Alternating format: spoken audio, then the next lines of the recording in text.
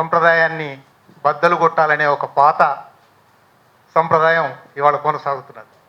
నిజానికి ఆవిష్కరణ జరిగింది హైదరాబాద్ బుక్ ఫేర్ నాటికి ఈ పుస్తకం వచ్చి బుక్ ఫేర్లో ఒక పుస్తకాల షాప్ ముందరే వేదిక మీద కాకపోయినా నేను కూడా ఆ రోజు ఉన్నాను. అక్కడ ఆవిష్కరించి 2-3 మాట్లాడాం. అట్లా ఒకసారి ఆవిష్కరణ సభలో మాట్లాడాను కాబట్టి మళ్ళీ రెండోసారి నేనే అవసరమా, పైగా నేను ముందు మాట కూడా రాసున్నాను, నేను అవసరమా అని అన్నాను. కానీ హరగోపాల్ ప్రేమ ముందర మీ అందరికీ తెలుసు, ఎవరు కాదనలేరు. ఈ సభకు 3వసారి ఈ పుస్తకం మీదనే మాట్లాడడానికి 3వసారి నన్ను పిలిచినందుకు హరగోపాల్ కృతజ్ఞతలు. వేదికకు అధ్యక్షులు లేరు కనుక అధ్యక్షత వహిస్తున్న లేదా నిర్వహిస్తున్న ప్రవీణ్, ఇతర పెద్దలు, మిత్రులు, సభలో ఉన్న మిత్రులు అందరికీ నమస్కారం. నిజానికి ఇంతమంది పెద్దల మధ్య నేను ఎట్లాగూ ముందు మాట రాశాను కాబట్టి మాట్లాడాలని, కొత్తగా ఏమైనా విషయం చెప్పాలని నాకు లేదు. తప్పకుండా రవీందరు, ప్రభాకరు, సిద్ధారెడ్డి దీని గురించి చాలా వివరంగా చాలా అవసరమైన విషయాలు మాట్లాడతారు. నేను చెప్పగలిగింది ఏమైనా ఉంటే ముందు మాటలో చెప్పాను. కానీ తంపి ముందు మాట రాస్తున్నప్పుడు లేదా తంపి గురించి ఆలోచిస్తున్నప్పుడు నాకు చాలా ఒక 40-35 ఏళ్ల వెనకటి జ్ఞాపకం ఒకటి గుర్తొచ్చింది. బెంగళూరులో Mokshagundam Visvesvaraya museum of science and technology అని ఉంది. చాలా అద్భుతమైన మ్యూజియం. మీరు ఎవరైనా చూసారో లేదో తెలియదు, తప్పకుండా చూడవలసిన మ్యూజియం. దాంట్లో ప్రవేశిస్తుండని, నేను చెప్పేది 90-91 నాటి కథ. ప్రవేశిస్తుండగానే ఎదురుగానే ఒక చక్రం ఉంటుంది. చక్రం పెట్టి కింద రాస్తారు. చక్రం అనేది ప్రకృతిలో లేదు, మనిషి అన్వేషణ ఇది, మనిషి సృజన ఇది. ఇది లేకపోతే మానవ పురోగతి లేదు. నిజంగా అదే గొప్ప కవిత్వం. ఆ 3 వాక్యాలే గొప్ప కవిత్వం. అట్లా రాసి పెట్టారు. నిజంగానే ఒకసారి చక్రం లేకపోతే మనం ఉండేవాళ్ళమైనా ఊహించండి. చక్రం అనేది ప్రయాణానికి, చక్రం అనేది యంత్రాలు తిరగడానికి, చక్రం అనేది కుమ్మరి సారె కావడానికి, చక్రం లేకుండా అసలు మానవ జీవిత క్రమంలో ఏదైనా ఒక అంశం తయారైందా, తయారవుతుందా, అందుతుందా, ఒక చోటు నుంచి ఒక చోటికి వెళ్తుందా? అసాధ్యమైన విషయం. అయితే చక్రం ఎప్పుడు కనిపెట్టారు మనుషులు? బహుశా మట్టి గిలకలు చేసుకున్నారేమో, కానీ మట్టి గిలకలు ఎక్కువ దూరం పోవు, మట్టి తిరిగిపోతుంది. అంటే ఆ రోజుల్లోనే బహుశా సహజంగా దొరికే కలప నుంచి వడ్రంగం అనే ఒక గొప్ప శాస్త్రం, గొప్ప సాంకేతిక నైపుణ్యం పుట్టి ఆరెలు పెట్టి ఒక చక్రం తయారు చేసింది. కానీ అది కూడా ప్రపంచంలో అనేక రకాల నేలల్లో, రాళ్లలో కావచ్చు, ఇసుకలో కావచ్చు, నీళ్లలో కావచ్చు, ఆ చెక్క కూలిపోతుంది. చక్రం నిలబడదు. ఈ చక్రానికి ఒక లోహపు తొడుగు తొడగాలి. ఈ లోహపు తొడుగును ఎట్లా తొడగగలం? అసలు లోహపు తొడుగును సంపాదించడం ఎట్లా? మనిషి ఇనుము కూడా 3000 ఏళ్ల కింద కనిపెట్టాడు, 5000 ఏళ్ల కింద కనిపెట్టారు కాబట్టి ఇనుము తొడగడం అనేది నేర్చుకున్నారు కావచ్చు. ఇనుము తొడిగితే అసలు తొడగడానికి అది మొదలు ఎక్కువ కావాలి కదా, సాగాలి కదా, స్థితిస్థాపకత అంటారు శాస్త్రంలో. అది పెరగాలి కదా. ఎట్లా పెంచుతాము? ఇనుమును కరిగించాలి. ఇనుమును కరిగించాలంటే దానికి ఒక దాలి మంట పెట్టి, ఎంత ఉష్ణోగ్రతలో ఇనుము కరుగుతుంది, పట్ట వదులవుతుంది, వదులైన తర్వాత దానికి పెట్టాలి, మళ్ళీ చల్లారిస్తే అది అతుక్కుంటుంది. చాలా గొప్ప శాస్త్రం, గొప్ప నైపుణ్యం. ఇవాళ మన సమాజంలో చక్రాలు చాలా ఉన్నాయి. సమాజానికి చక్రాలు ఉన్నాయి, మనిషికి చక్రాలు ఉన్నాయి, ఆలోచనలకు చక్రాలు ఉన్నాయి. కానీ ఆ చక్రాలకు పట్టాలే కొంచెం లోపిస్తూ ఉన్నట్టుంది. ఆ పట్టాలు సాగినైనా సాగి ఉన్నాయి, లేదా ఇరుకైనా అయిపోయాయి. ఇరుకైపోయినా చక్రం విరుగుతుంది, సాగినా చక్రం తిరగదు. కనుక ఇప్పుడు తంపి అవసరం చాలా ఉంది.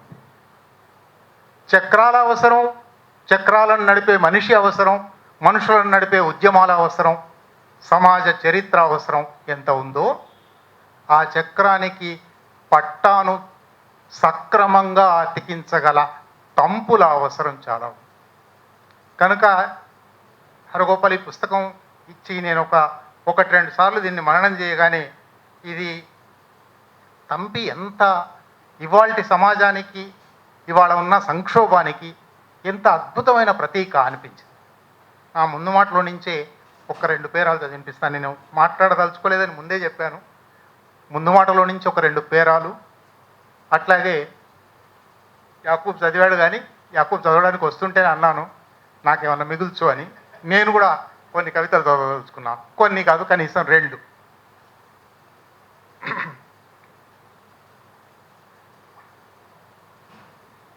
చక్రానికి దృఢమైన ఇనుప పట్టా తొడగాలని మానవ పరిణామ క్రమంలో కనిపెట్టిన అద్భుత సాంకేతిక పరిజ్ఞానం. ఇనుప పట్టాను ఒకానొక ఉష్ణోగ్రత దగ్గర కరిగిస్తే తప్ప అది చక్రానికి బిగుతుగా పట్టదు అని గుర్తించడం మరొక సాంకేతిక పరిజ్ఞాన మైలురాయి. మన సమాజంలోనైతే వడ్రంగులు, కమ్మరులు వంటి శాస్త్రవేత్తలు సాధించిన అద్భుత విజయాలు అవి. ఇప్పుడు సమాజ ప్రయాణమే ఒడిదుడుకుల్లో ఉంది. వాహనం ఏదనేది కాదు, చక్రాలు ఎట్లా తయారయ్యాయి అనేది కాదు, సారథి ఎవరనేది కాదు, మార్గం ఏదనేది కాదు. అసలు ప్రయాణము, చక్రాలు, వాటికి తొడిగామని మనం అనుకుంటున్న పట్టాలు అన్నీ సారథులందరూ గందరగోళానికి గురై కూలిపోతున్న వర్తమానంలో మానవ సమాజం ఇప్పుడు నడుస్తున్నది. చక్రాలు లేకుండా నడుస్తున్నది. చక్రాలను ఎట్లా కనిపెడతాము? బండి చక్రాలు కూలిపోకుండా సరైన పట్టాలు సక్రమంగా ఎక్కించవలసి ఉంది. అందుకు తగిన తంపి కావాలి, బహుశా వేల తంపులు కావాలి. ఈ తంపి, ఈ మాట రాసి తర్వాత కొంత రాసి ఈ తంపిని పేర్చడం హరగోపాల్కి వారసత్వంగా వచ్చిన నైపుణ్యం. కేవలం కవిత్వంలో మాత్రమే కాదు, నిజంగా కూడా. ఈ తంపిని పేర్చడానికి, నిప్పు ముట్టించడానికి, బండి పట్టాలు కరిగించడానికి ఆయనకు ఎన్నో అర్హతలున్నాయి.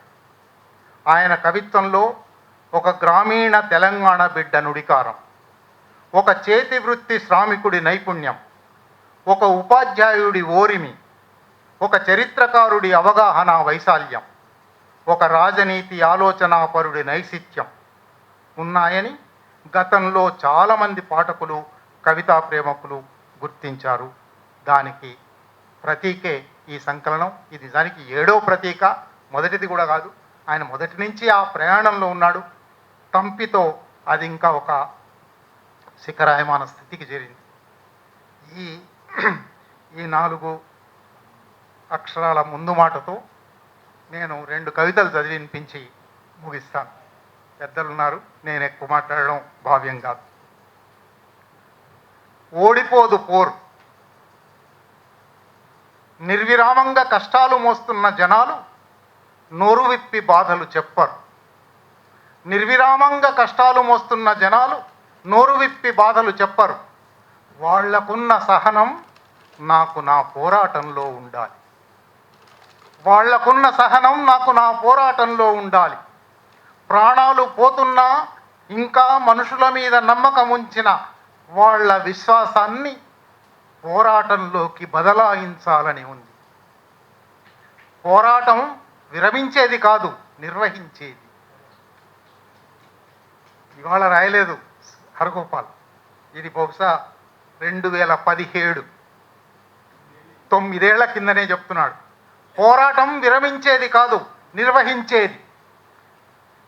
ఎప్పటికప్పుడు గాయాలను తుడుచుకుంటూనే కొత్తగా గాయపడడానికి సిద్ధపడుతుండాలి. పోరులోనే వీరులు మరణిస్తారు, పోరు దారిలో మరిందరు వీరులు అనుసరిస్తుంటారు. మూర్ఖులకే సందేహం, శత్రువులతో ములాఖాత్ కోసం ఎదురు చూస్తుంటారు. ఇంత దూరదృష్టితో రాశాడు. ఇది 2017లో రాసిన కవిత 2026లో జరుగుతున్న ఘటనలను అద్దం పడుతూ ఉన్నది. ఎన్ని వేల యుద్ధాలను దాటి వచ్చాము ఇంత దూరం, ఎన్ని వేల యుద్ధాలను దాటి వచ్చాం ఇంత దూరం, ఇంకెన్ని మరిన్ని వేల యుద్ధాలకైనా తయారవుదాం.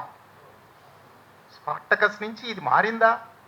2200 ఏళ్ళు లిఖిత చరిత్రలో, తెలిసిన చరిత్రలో. ఇంకా వెనక్కిపోతే స్పార్టకస్ కన్నా 400 ఏళ్ల ముందు మెనెప్టా ఉన్నాడు ఈజిప్ట్లో అని బయటపడింది. ఇంకా వెనక ఎంతమంది ఉన్నారో మనకు తెలియదు. ఇది ఆగని పోరు.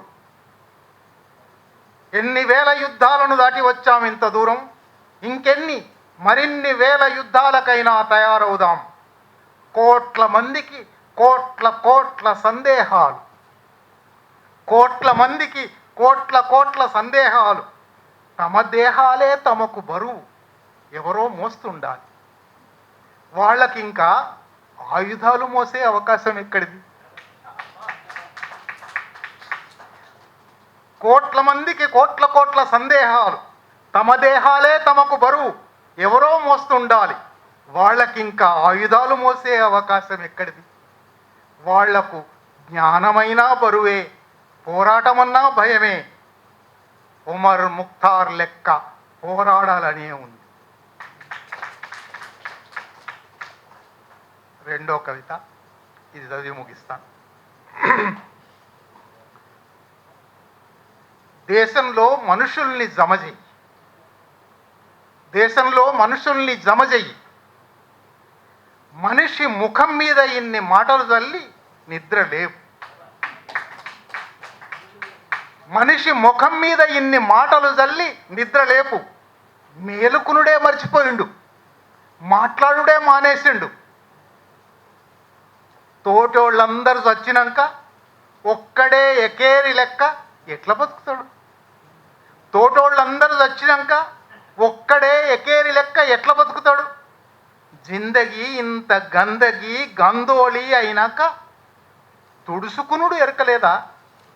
పీనుగుల మీద నిద్ర ఇంత మబ్బేంది?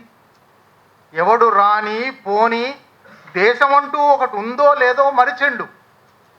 కన్యాకుమారి నుంచి హిమాలయాల దాకా కబ్జా, కన్యాకుమారి నుంచి హిమాలయాల దాకా కబ్జా.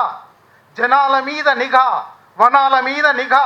వలపోస్తున్న ఇండ్ల తలుపుల వెనుక మగ్గిపోతున్న మనుషులు, మనసులు, బతుకులు ఉన్నాయని సోయుందా? వలపోస్తున్న ఇండ్ల తలుపుల వెనుక మగ్గిపోతున్న మనుషులు, మనసులు, బతుకులున్నాయని సోయుందా? క్షణం ఆపి కొంచెం వివరణ ఇవ్వాలి. కన్నబిరాన్ గారు ఆయన ఆత్మకథ ఆయన చెప్తుండగా నేను రాశాను. ఆయనతో ఒక 30 ఏళ్ళు కలిసి ప్రయాణం చేశాను. ఆయన ఒక మాట వేదికల మీద చాలాసార్లు చెప్పాడు, ఆత్మకథలో చెప్పాడు. కోర్టు కాయిదాలు మీలో ఎంతమందికి తెలుసునో తెలియదు, ఇట్లా మలిచి ఉంటాయి. దీని మీదనే జడ్జి వచ్చే డేట్ అని వేస్తాడు. ఆయన ఒక మాట అనేవాళ్ళు, ఒక్కసారి తెరిచి చూడరా, అది లోపల మనుషులు ఉన్నారా? ఇది అంటే అంత తడి, అటువంటి స్పృహ ఉంటే తప్ప వలపోస్తున్న ఇండ్ల తలుపుల వెనుక మగ్గిపోతున్న మనుషులు, మనసులు, బతుకులు ఉన్నాయని సోయుందా? దేశమంతా కలిపి పిసికి వాడు రొట్టె కాల్చుకుంటున్నాడు. వెన్నముద్దల గిరాకీ పెరిగింది. సరాసరి మెదట్లో మరుగుమందు చెట్లు నాటుతుండ్రు. పురాగా సొంతంగా ఆలోచించని బుర్రలు వాయిస్తుండ్రు. మామూలు ఆ బుర్రకి ఈ బుర్రకి పన్. ఇంత చెప్పి జట్న మారిపోతుందా ఇంత పెద్ద దేశం? ఇది వాళ్ళ ప్రతి ఒక్కళ్ళు మార్పు గురించి ఆలోచించి, మార్పు గురించి జరగదని నిరాశపడి ఇక మనం చెయ్యలేము అని వెనక్కి వస్తున్న వాళ్ళు ఆలోచించవలసిన మాట. జట్న మారిపోతుందా ఇంత పెద్ద దేశం? వారి కావలికారులు ఉంటారు. బాంచననే కాలం కాలిపోతుంది, ఆశ పొద్దు పొడుస్తుంటుంది. లేరా లే, ఈ దేశంలో కొంచెం మనుషుల్ని జమ చేయి.